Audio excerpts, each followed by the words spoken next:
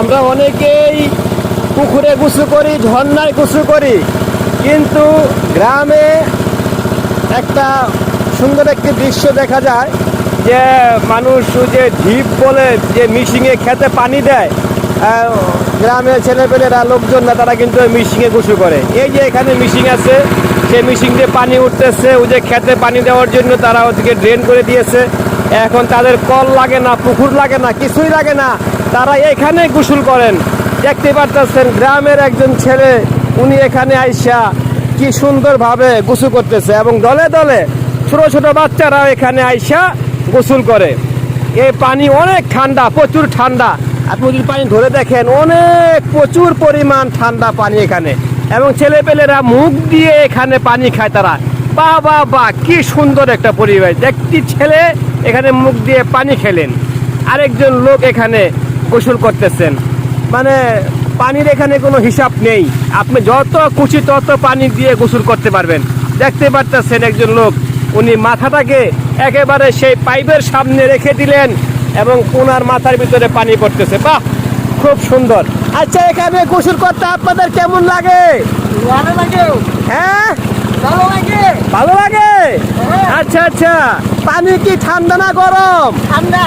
ও হ্যাঁ, প্রচুর ঠান্ডা, কারণ এখন যে গরম, সেই গরমে তারা এখানে আইসা গোসল করার পরে অনেকটাই তৃপ্তি পান।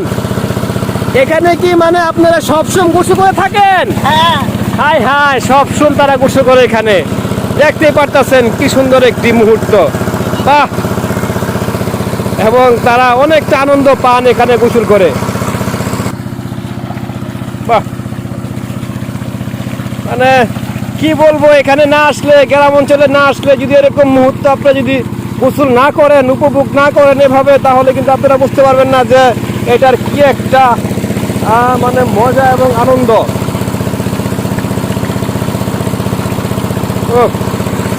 এবং দেখুন চতুর্পাশে সবুজে শ্যামলে ভরা, এবং এর মাঝেই কিন্তু এই মেশিনটা।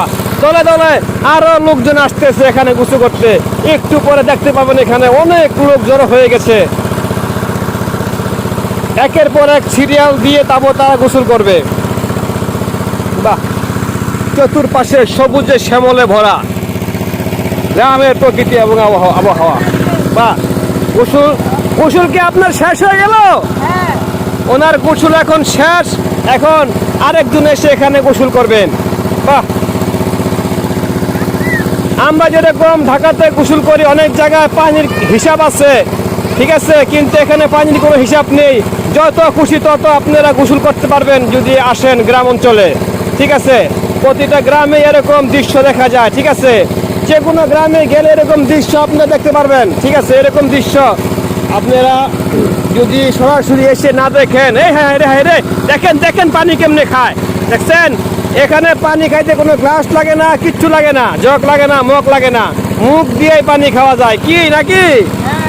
এই যে উনি এই গ্রামের একজন বাসিন্দা, অত্যন্ত সম্মানিত একজন ব্যক্তি, ঠিক আছে। এই মেশিনটা কার দাদা? আমাদের। এই মেশিনটা ওনাদের নিজেদের মেশিন। মার হাবা, ওনাদের নিজেদের মেশিনে নিজেরাই গোসল করলেন। যাই হোক, খুব ভালো লাগলো এরকম সুন্দর দৃশ্য দেখে। দলে দলে এখানে আপনাদেরকে বলেছিলাম, দলে দলে এখানে মানুষ ভরে যাবে। পোলাপান হতে শুরু করে এখানে এলাকার আরো ছেলেবেলেরা গোসল করতে চলে আসছে।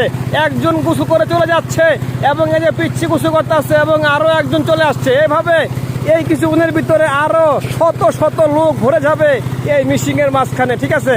কারণ এই পানিগুলি এতটা পরিষ্কার, এতটা ভালো এবং ঠান্ডা, তারা বাড়িতে কল পুকুর রেখে শুধু এখানে আসে গোসল করতে। আচ্ছা, এখানে গোসল করতে আপনাদের কেমন লাগে? আলহামদুলিল্লাহ, খুব ভালো। অনেক ভালো লাগে। ঠান্ডা লাগে এখানে সবসময় আপনারা গোসল করেন? হ্যাঁ। দেখতে পারতেছেন এখানে তারা গোসল করে। এখন আরো লোকজন যারা আছে সবাই দলে দলে এখানে গোসল করতে আসতেছে। অত্যন্ত সুন্দর একটি মুহূর্ত।